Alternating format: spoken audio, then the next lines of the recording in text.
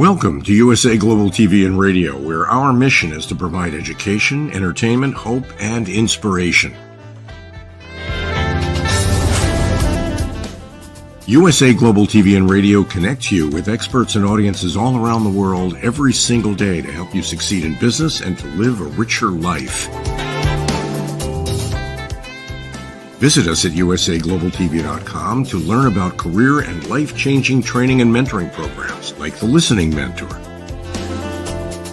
Subscribe to our newsletter to stay informed about our special programs and offers. Discover how you can become a guest on one of our shows or a host or producer of a USA Global TV and Radio show of your very own. That's USA Global TV and Radio, where the doctor is always in.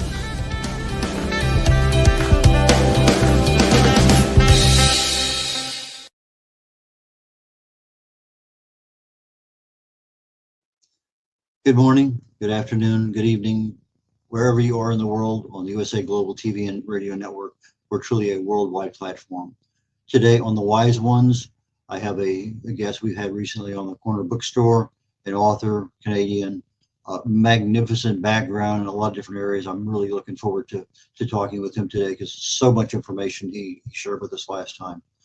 But The Wise Ones is a show where we get a chance to look into business leaders, authors, just all sorts of people, but they've been around a while.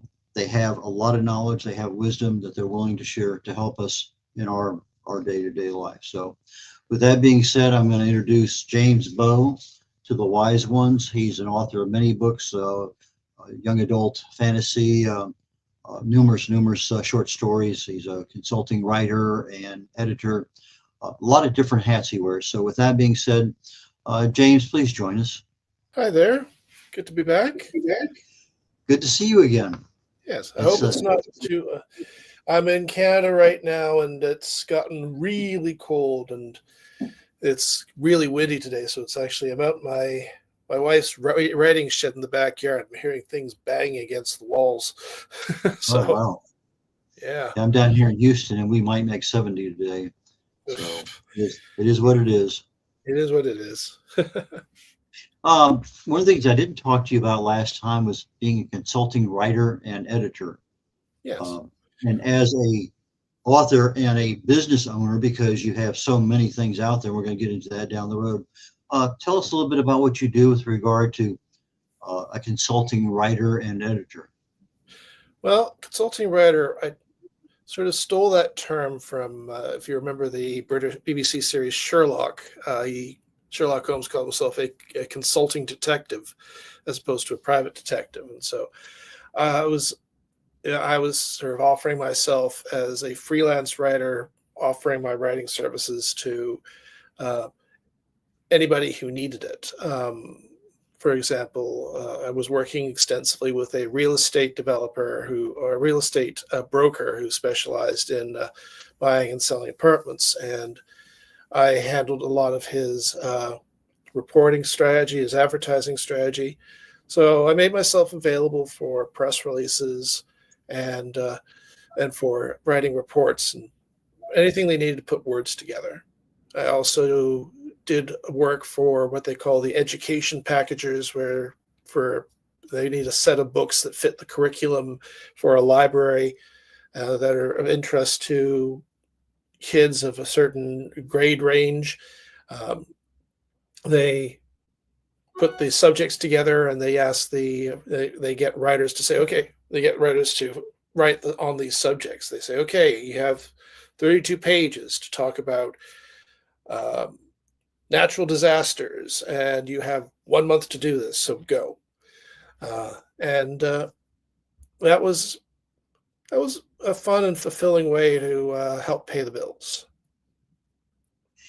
But you, as a consulting writer, are not a ghostwriter.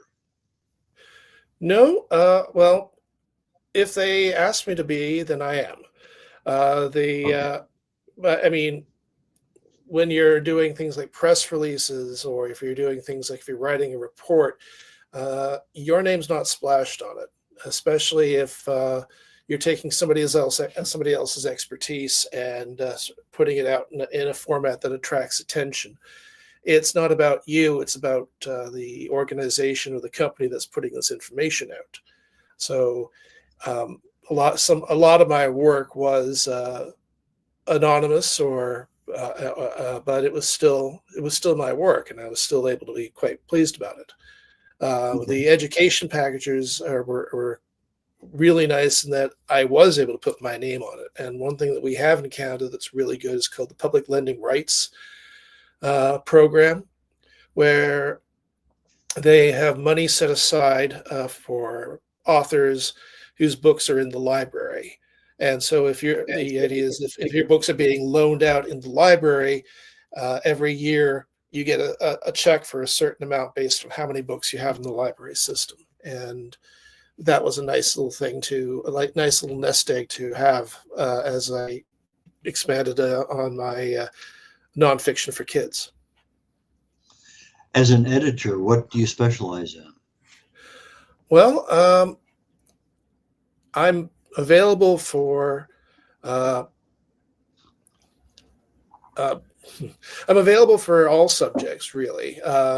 I just there's really two types of editing. There's the editing for nonfiction. There's the editing for fiction. With the editing for fiction, you're assessing not only the words on the page, but also the way the story is building. You're assessing things like plot, characters, and their story, and you have to offer up constructive critiques of what is working and what isn't, and so on. And that's a challenging and an intimate sort of work to be done. But if you're editing for somebody else's press release, that's a lot quicker, because you're assessing strictly. It's like they have something they need to say.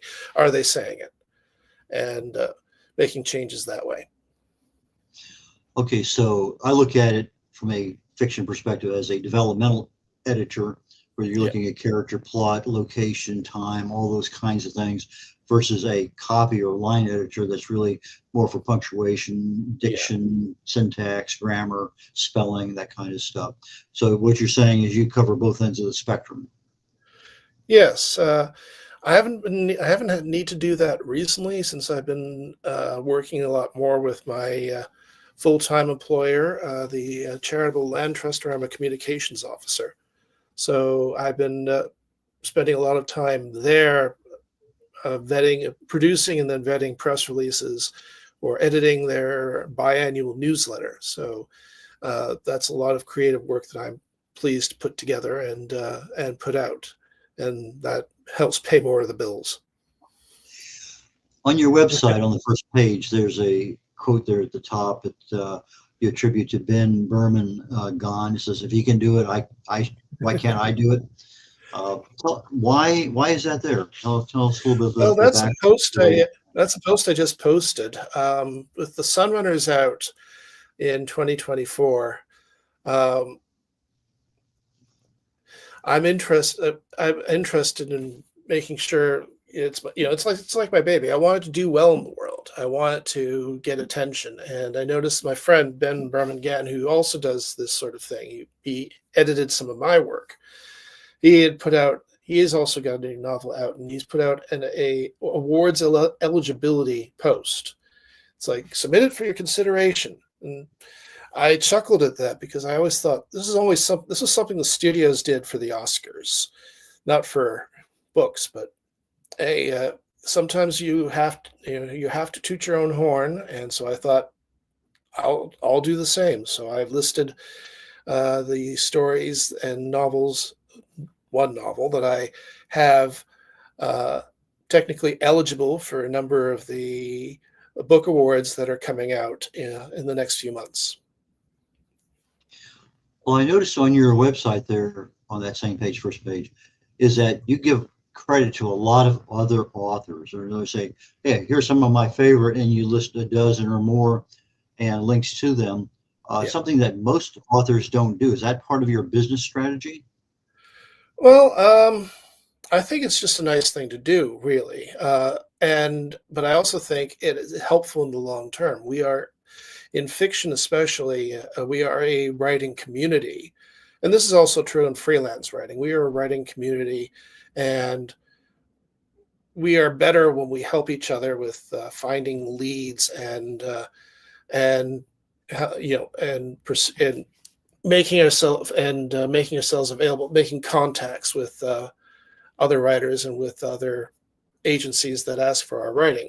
I mean, there's some things that some of the things that are available that may not be to your taste or to your skill set, but you may know somebody, so you mention it to them, and that comes back to you in the future when they can see something that's not for them but might be for you. And so I think it's good to be generous and to I think it's really good to be generous and to make your connections and support each other as a writing community, as an industry. The other thing to think about is I was listing off my short stories for the companion anthology to the Sunrunners, Tales from the Silence, where I brought in 10 other authors to write short stories set in the same universe. And so it didn't feel right to list my own short stories in that anthology as being submitted for your approval, eligible for the next awards, when they contributed so much to the depth, breadth, and quality of the Tales from the Silence anthology. And so I made sure that they got the credit that they deserved. Another area we didn't go into last time, we touched on at the beginning, was the fact you've been writing blogs since early 2002. Yes. Just an amazing history of blog writing and stuff. But as I was looking at them and trying to get an idea of what direction do I want to go in today with regard to James, and I noticed in there you had about 8 or 9 years worth of Canadian politics blogs. Yeah. And then you branched out into the world. And what is your fascination with politics and writing about it? Well, I think with politics has a bad name in that people say, "Oh, let's keep politics out of it." But really what politics is about is if you want your world or the world around you to be a certain way, then you've got to be political about it. You've got to get out there. You have to say, this is what I believe should be, and let's talk about this. Let's make these things happen. So I'm a very political person, and I have these strong opinions about what we should do in society, what society should do for us, what the role of government, that sort of thing. And as I got into blogging way back in 2002, it was just, the incentive is there to sort of just talk about what you feel and how you think, because suddenly there is an audience there who is potentially interested in what you feel and how you think. And so I had a lot to say at the time about the politics of the day, and it sort of snowballed from there. And it's no accident that it branches out very quickly into American politics, because, I mean, Canada might be a separate country, but the relationship with the United States is has been likened to a mouse sleeping next to an elephant. You are very, very aware when the elephant starts to move, because you don't want to be crushed or anything like that. So that was just a natural thing for when I was writing in the blog, and it's something I still tend to do on my social media a lot. The other thing to talk about back then, when the blogging was new and exciting, I mean, there were so many communities that sort of sprang up around various subjects, particularly politics. In American politics, things sort of immediately boxed into communities of conservative bloggers, democratic bloggers, that sort of thing. In Canada, because of our smaller size, the political blogging was really one large community with various sub-communities of conservative, liberal, New Democrat, socialist, that sort of thing. And even though we were speaking very different politics at the time, we were speaking it to each other. So it was a lot less of an echo chamber back then for us. And indeed, as you got blogging groups like the blogging Tories or the blogging liberals set up. One thing I decided to set up at the time was the Blogging Alliance of Nonpartisan Canadians, just to get people who were political or had political things to say, or just general things to say, but who were not politically aligned to any particular political party. And so that helped raise my profile within the Canadian political blogging community. And but things have changed. Blogging is a lot less common as it was back then because of social media, how social media has sort of taken over the audiences. And blogging has been really something that I've had to sort of consciously try and pull myself back to, as some of these social media platforms have gotten more toxic. You mentioned the communication between the mouse and the elephant. Yeah. And it reminds me of a book, actually I have it here, it's called The Ant and the Elephant by Vince Poscente. Yeah. And he likens the ant on the back of an elephant as your conscious brain, your conscious mind, and the elephant as your subconscious brain, which controls 95% of everything you do. And you have an ant trying to tell the subconscious mind to do this, and the subconscious mind is going to do what it does. And so it's kind of funny that you use those two particular, the mouse and the elephant, just immediately brought me back there. But as I think back, Clausewitz, he said war basically is a continuation of your politics and stuff. You're using military force instead of diplomacy.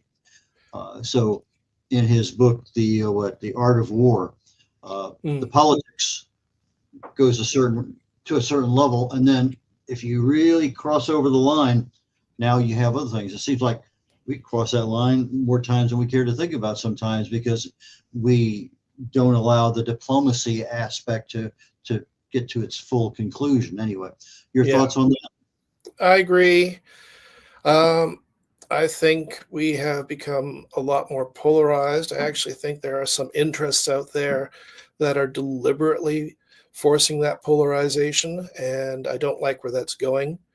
That's one reason why you may have noticed as you go through my blog that the political posts start to ease away a bit. Not completely. There are things that I talk about.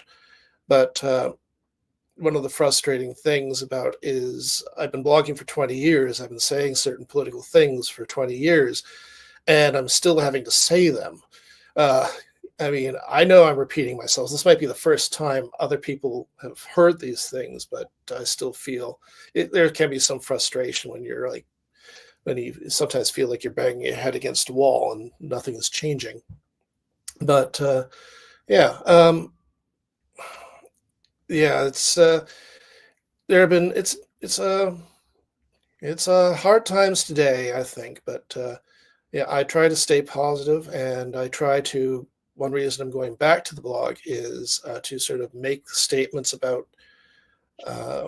what it is I believe in and why I believe in it. Because if with social media, with the quick form social media, you can get into these arguments and you go around in circles and you don't really explain yourself or change people's minds. Now, I know quite often you could lay out a whole bunch of evidence and put a whole bunch of words down explaining exactly why you think the way you do, and people will ignore that and not even take on your arguments. But it's still the good thing about having my own website and having this blog is to get my principles down and say, this is who I am, this is what I believe, and this is why. And if anybody has any questions, it's like they can go read it. I don't need to repeat Why myself. don't we jump into let's jump into a friendlier context topic of your books and promoting them Yes. and stuff. So let's kind of cover a little bit about your author journey. You've been writing forever, very prolific, very exacting, very professional. From the things that I read, I'm impressed with your skills there. Thank you. Obviously, as a consulting writer and editor, you have some talents there that a lot of others have not developed at the same level. But when you decided that you wanted to start writing books, and I'm sure there's probably a profit margin somewhere in the back of your mind. I've written these, I've written this, but how can I monetize this? That process that, okay, I'm going to write a book and publish it. When did that start? Well, I was in my 30s, and I had been trying to make a career out of what I had been studying in high school and university, which was to be an urban planner, somebody who helps to design cities. It's something that I was passionate about, and that's what struck me as a real job, as opposed to what I was doing with writing, which was on the side. I was writing Doctor Who fan fiction and stuff like that. But that hadn't worked out, and I had sort of slipped into the tech industry to work on databases. I was doing administrative assistant work, and I realized that what I enjoyed doing was really the writing side of things. Anything that the things that I liked most about my job were the things where I was writing, and I decided that pushed me into wanting to change from writing fan fiction where you are exclusively within the universe of another intellectual property to writing stories set in my own universe. And that was the step that I took in my early 30s when I decided, okay, I'm going to try writing a book and seeing where I can go with this. And I wanted to write something that was reminded me of my enjoyment of Madeleine L'Engle's A Wrinkle in Time, and I tried that, and eventually it resulted in my first published novel, the Unwritten Girl, and and I just worked from there. I had a whole sort of series in mind for these characters that I had created, and I managed to do a whole trilogy with my first publisher, the Dundon Group.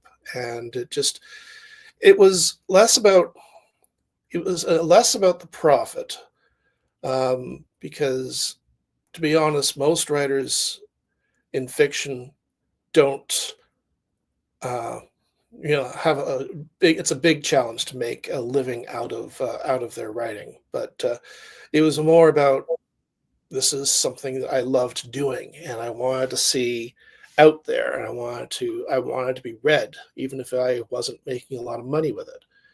But it did get me into the industry, and it did give me the contacts that allowed me to join these education packagers, and allowed me to produce all these nonfiction books for kids in very short order, which did help to pay the bills.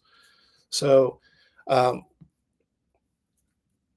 I would say, I mean, in this case, it's all about the experiences that you build for yourself are useful, because you're expanding your knowledge, you're expanding your skills, and you are getting your name out there, and other people are hopefully noticing you, and that'll lead to more contacts and more opportunities down the line. Okay, so what, young adult, fantasy, sci-fi, Mhm. future, that seems to be the passion that I'm seeing through your Yeah. books. Uh, what authors did you read, or what people did you talk to really kind of cement that's the direction I want to go in? Well, when I started trying to publish my first novel, the Canadian writing community, especially in YA and in children's and kids literature, is very welcoming.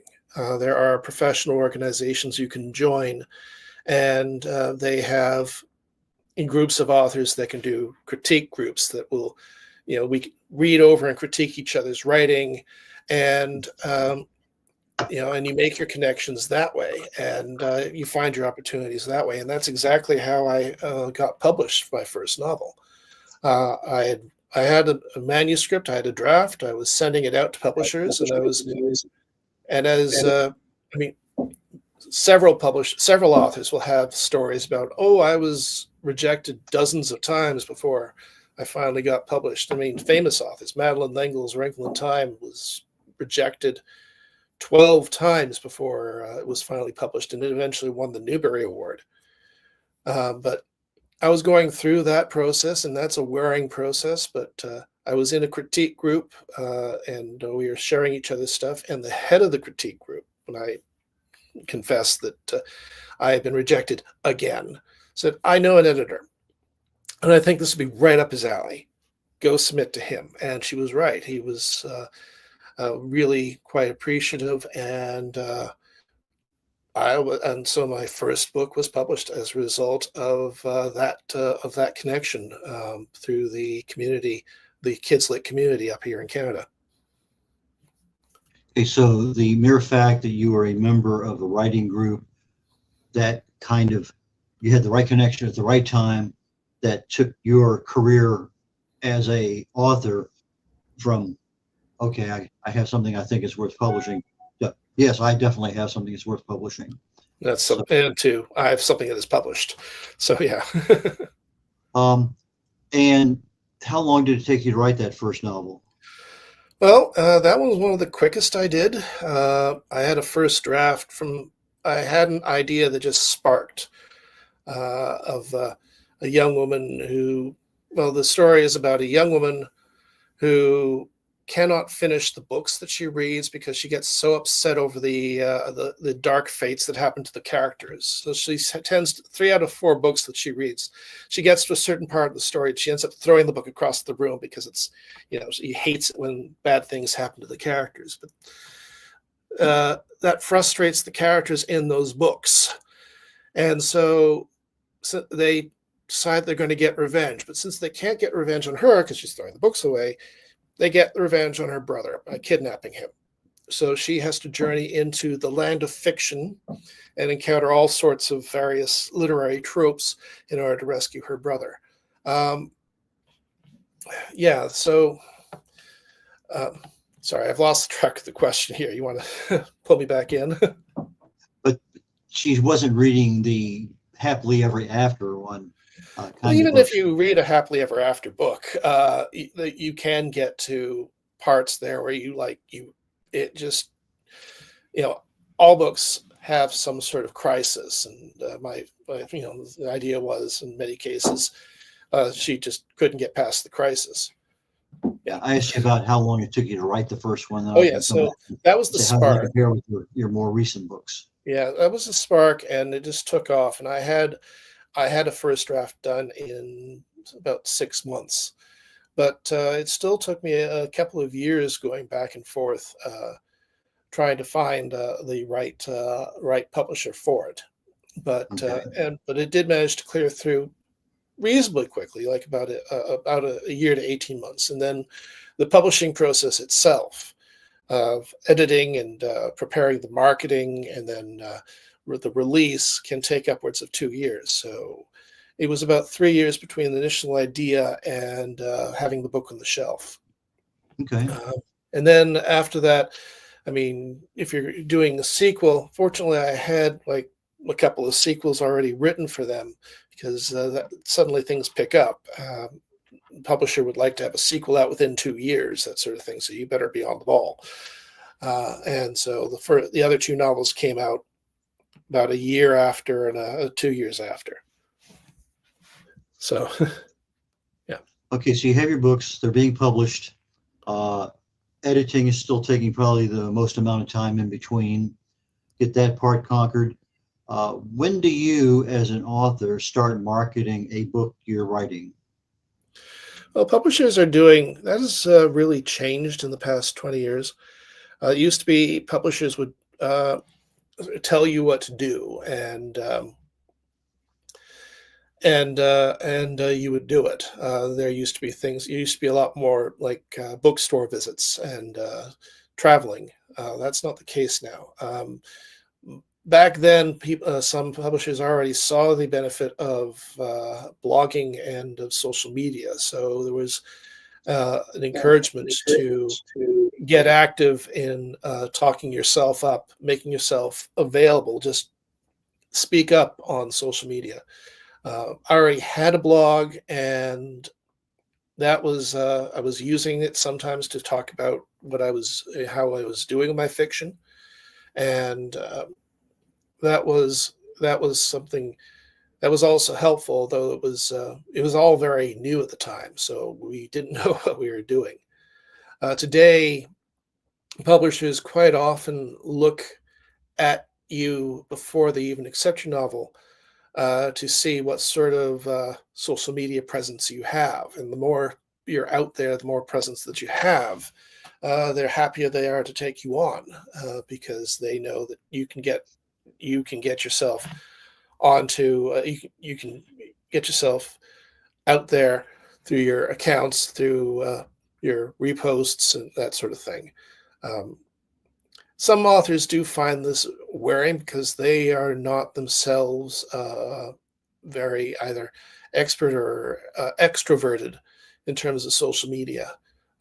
I'm okay with that, so I have less of an issue with that. But yeah, most current books, The Sunrunners and Tales from the Silence, these were accepted by the publisher back in October of 2023, and I made sure to go through the cycle of, hey, I've been accepted. This book is coming out in fall 2024, and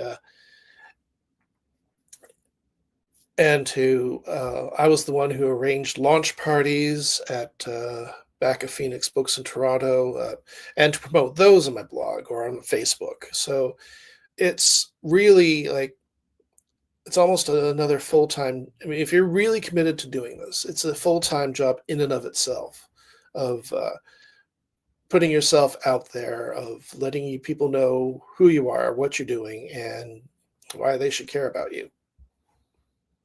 You mentioned that it's changed a little bit. The publishing's changed a little bit the last couple decades. What is Yeah. your personal criteria for selecting a publisher and or a publicist? Well, I haven't had to select a publicist yet. I've been focused on selecting a publisher. Um, I look for if publishers that publish things that are similar to what I'm writing, because they have a certain a genre that they go for, and so just going to have more of a chance with them than somebody who's like not publishing what you're writing. Um, with Shadowpaw Press, they had a very interesting approach. They have a traditional publishing arm and are punching well above their weight in terms of getting distributed by the Literary Press Group of Canada. That puts them into all of the bookstores across the country. I mean, if it's not on the shelves, the bookstores can at least order it, and it gets it out to Amazon and Apple Books and all the rest. But Shadowpaw Press is a boutique publisher that operates out of Regina, Saskatchewan. And the publisher also has a self-publishing wing called Endless Sky Books. So I submitted The Sunrunners to Shadowpaw, and they liked it a lot and were very clearly interested in taking it on traditionally but I had gotten that close before. So to try and seal the deal, I said, look, I also have a potential companion anthology called Tales from the Silence. If you're willing to take the risk in publishing The Sunrunners, I will produce Tales from the Silence. I'll get a bunch of other authors in to write stories set in the same universe, and I will contract you to publish this out through your self-publishing wing, and we'll use the two of them to help promote each other.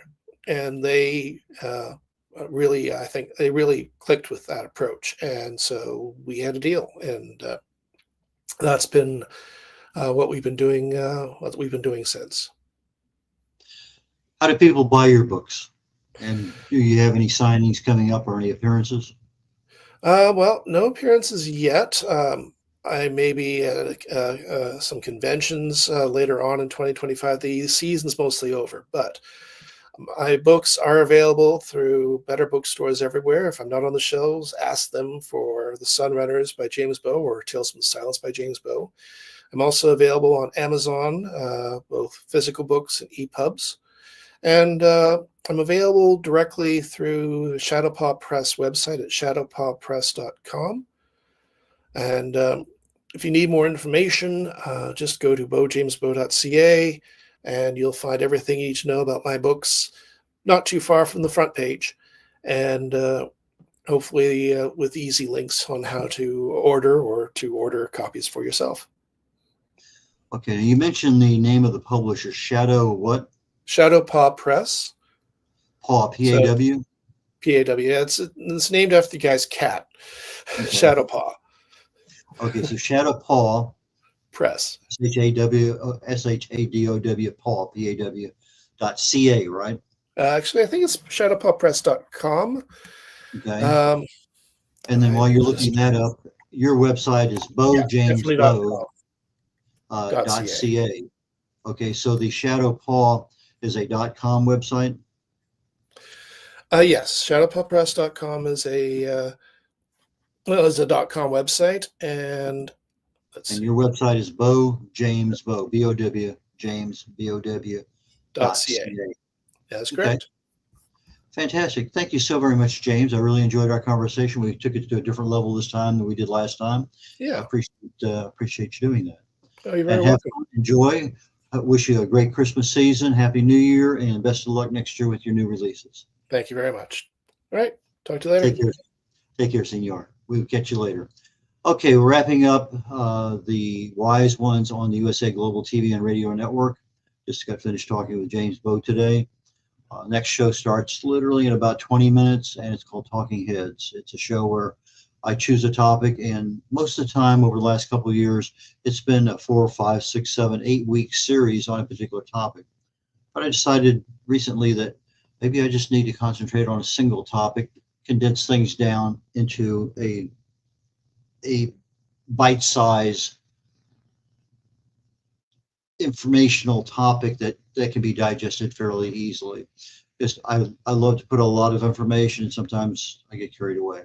Well, I went back doing some research for something for today, and a couple of years ago I spoke at a Chamber of Commerce meeting. I talked about sunlight in your health, and there's so many things that most of the people do not understand about how sunlight affects us. Yeah, we can get cancer from it. Yes, we get sunburn, but in reality, there's so many things that sunlight affects in our bodies that it's really and truly critical that we at least are aware of them. And that's my mantra for my Talking Head show, is awareness and education. So if nothing else, I'm making you aware or providing information for awareness, and in many cases giving you something that you may be able to say, hey doc, what about this? And be able to at least look at other options. So with that being said, join me in a few minutes for Talking Heads, and I'll catch you next week on the Wise Ones. Take care, y'all. Bye now. Hello, boys and girls, and welcome to Story Garden. Your host, Diane Boehm. I'm so happy to have you here today. Diane Floyd Boehm tells wonderful stories that warm the heart, spark the imagination, and unite people and families across generations. For children, Diane's Harry the Camel connects with all of us who've ever wondered how different our lives might have been if only we'd been born something better, like a wonderful horse instead of an ordinary camel. In the end, we all learn along with Harry that there's nothing better than just being yourself. Diane's Little Girl in the Moon looks down on earthbound children and wonders if they know she's just like them. A story of love, home, and the bond between mother and daughter, its powerful theme that we're each of us different yet all of us the same plants a seed in children that promise us to blossom within a loving and trusting grown-up.